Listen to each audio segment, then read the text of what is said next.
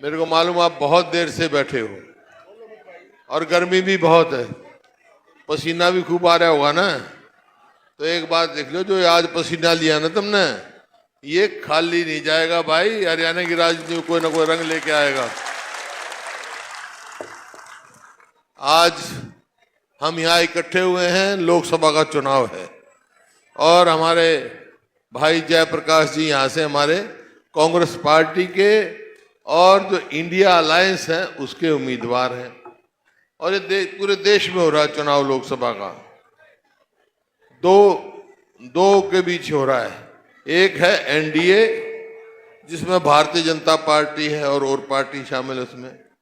एक है India alliance, India गठबंधन, जिसमें कांग्रेस और 26 पार्टी हैं, जिसमें कम्युनिस्ट पार्टी भी है, जिसमें आप पार्टी भी है, समाजवादी पार्टी भी है, सब मिलके चुनाव लड़ रहे हैं।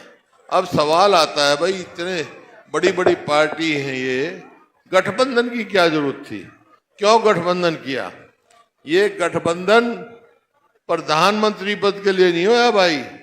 ये गठबंधन एक ऐसे चीज के लिए हुआ है जो हमारे बुजुर्गों ने जो आजादी की लड़ाई लड़ी, उसके बाद संविधान जो तैयार हुआ, ये गठबंधन संविधान को बचाने के लिए है।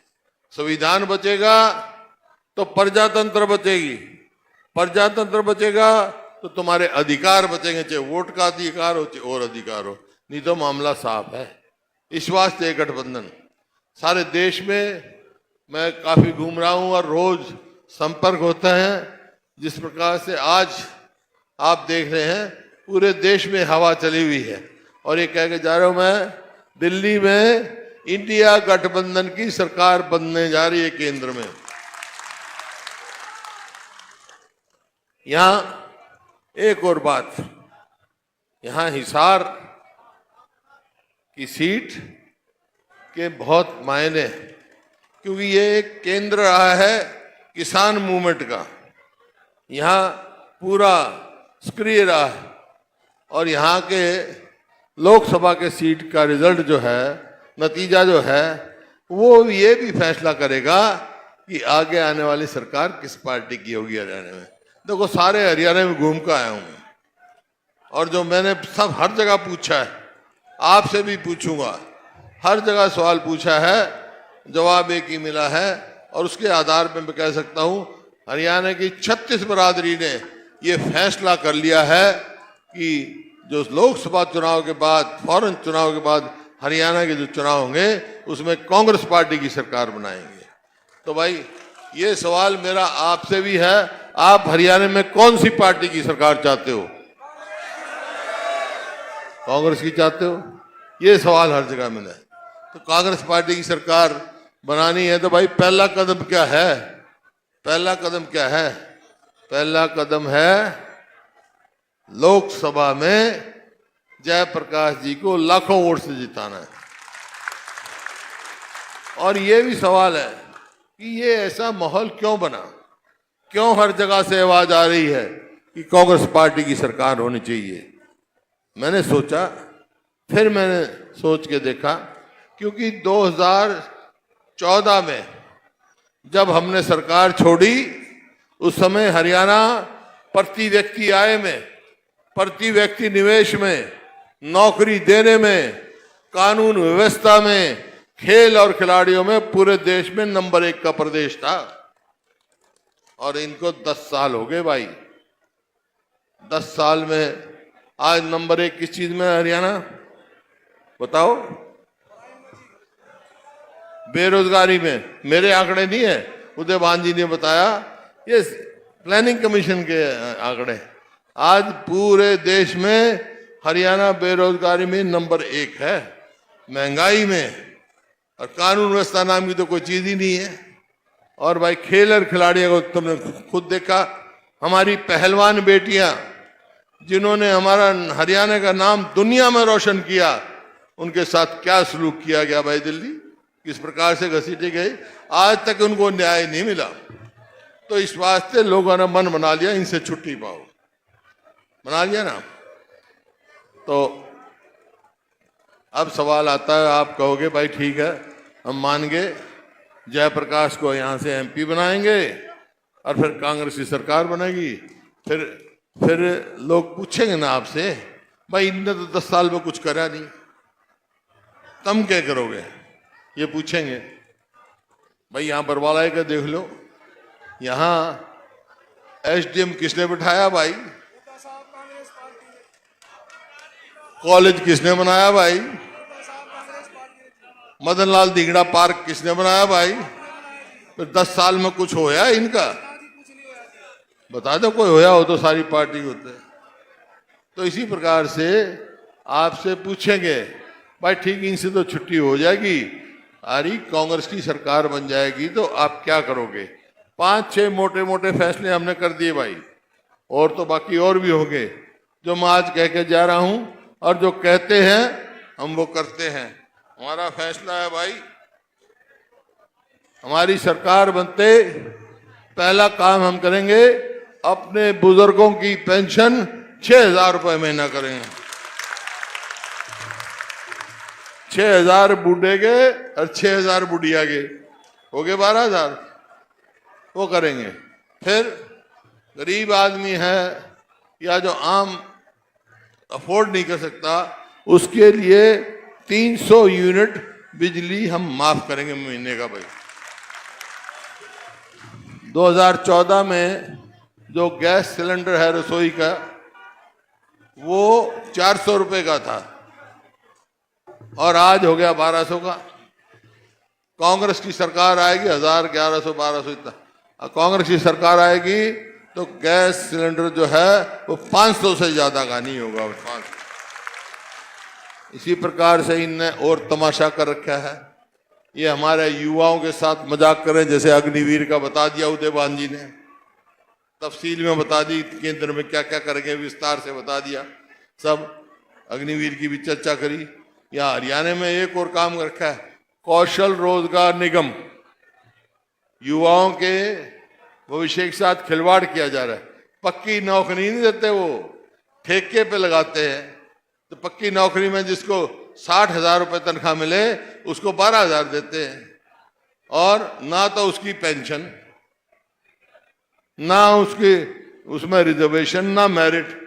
भ्रष्टाचार का अड्डा बना रखा है। उसका एमडी भी पकड़ा गया था। पैसे खाते हैं और कच्ची नौकरी देते हैं, और जब मर्जी लगा लेते हैं, जब मर्जी हटाते हैं। ये तमाशा कर रखा है भाई। और फिर और परिवार पहचान पत्र, एक और सिस्टम उलझा रखे हैं लोग, प्रॉपर्टी आईडी, मेरी फसल मेरा ब्यौरा। के तमाशा भैया, मेरी फसल मेरा ब्यौरा, यही मंडी थी ना, यही किसान थे हरियाणा के हमारे समय में, अपने खेत में दाने काटते सीधा मंडी में ले जाता था, एमएसपी मिलती थी। ये मिला है, ये तो मी बरसन न हो रहा हो, दाने लिकड़ के तैयार हो गए हो, तो किसान को बाट देखना पड़ता, पोर्टल में कब नंबर आओगा, पोर्टल चल रहे नहीं, इतने मी बरस जाएगा, उसके दाने भीग जाएंगे।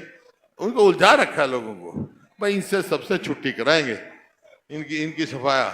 इसका नतीजा क्या हुआ, जो ये कौशल रोजगार निगम बना रखा है, आज हरियाणा में 2 लाख पक्की नौकरी खाली है। नौकरी नहीं लगाई इन्होंने, ठेके पे लिए, पैसे लिए, ठेके लगाए, पक्की नौकरी खाली है। और आप खुद देख लो, अस्पताल में जाओ तो डॉक्टर नहीं पाओगा, स्कूल में जाओ तो मास्टर नहीं मिलेगा, दफ्तर में जाओ तो कर्मचारी नहीं मिलेगा, क्योंकि 2 लाख जगह तो खाली पड़ी है। तो भाई हमारा तो फैसला है, कांग्रेस की सरकार बनी तो 1 साल के अंदर अंदर 2 लाख पक्की नौकरी देंगे हम अपने बच्चों को।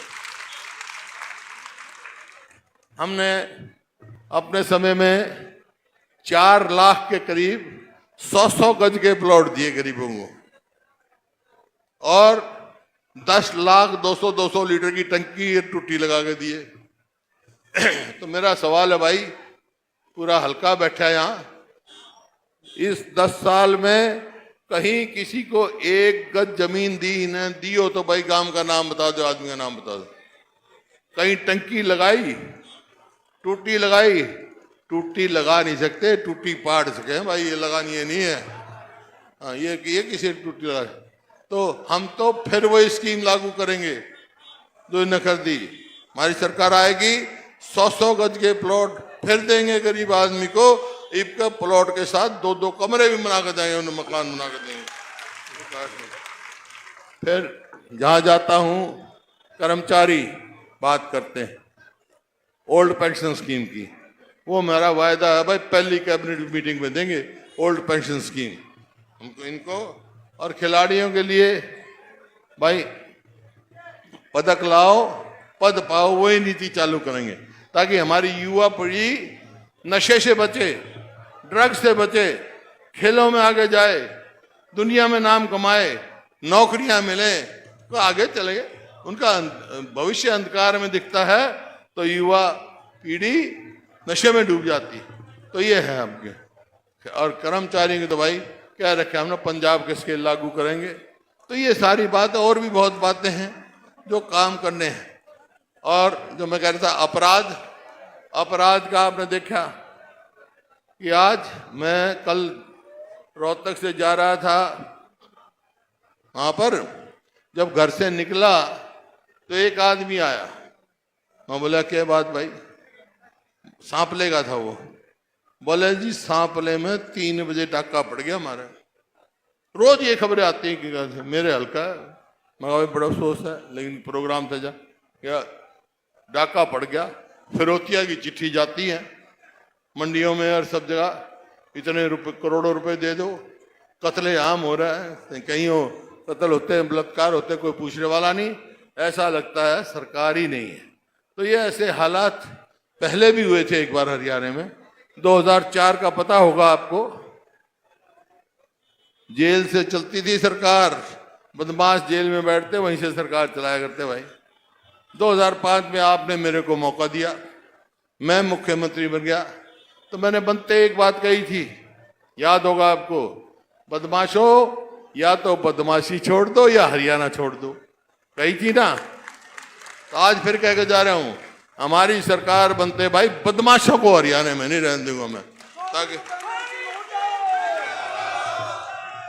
यहाँ तो कोई बेचारा सरपंच जाओ आपने उनका लाठी मारे, नंबरदार ये छुट्टी करना चाहे, चौकीदार ना ये कच्चे रख रहे हैं, सफाई कर्मचारी को ये नहीं पक्के करते। ऐसा तमाशा बना रखा है भाई। तो सरपंच हैं, नंबरदार हैं, चौकीदार हैं, सफाई कर्मचारी हैं, उनको चिंता करने की जरूरत नहीं भाई। कांग्रेस की सरकार बनेगी तो हम संभालेंगे उनका, हम करेंगे उनका काम, पक्के भी करेंगे, आगे भी चलाएंगे। तो ये बात है आपके सामने। तो खैर इसमें मैं एक बात कहना चाहता हूँ भाई, ये जो बात कही ये कब होंगी? जब सरकार बनेगी ना। आपसे पूछ लिया मैंने।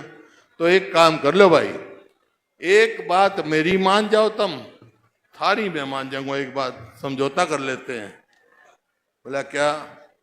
बोला मेरी बात तो यह मान जाओ, मेरे भाई जयप्रकाश मेरा बहुत करीबी साथी है, उसको लाखों वोट से जिता के भेज दो, ठीक है ना।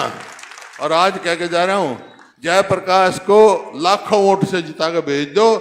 मैं क्या करूंगा थारे कैसे, थारी सरकार में बना दूंगा भाई। तो आगे जाकर मंजूर है?